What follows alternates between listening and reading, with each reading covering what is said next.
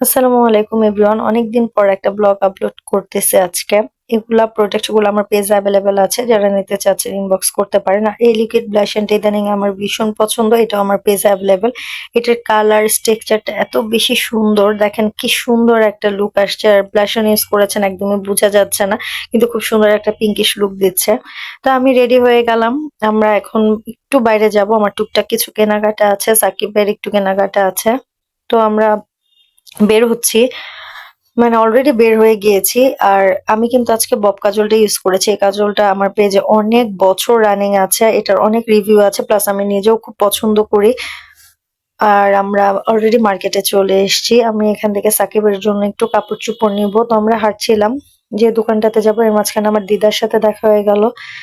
তো একটু কথা বললাম, আমরা চলে এসেছি যে দোকানটা থেকে আমি সাকিবের জন্য কাপড় নিই। তো ভাবতেছিল সাকিব কি নেবে, তো এর মাঝখানে আমি সাকিবের কাপড়গুলা নিয়ে নিয়েছি।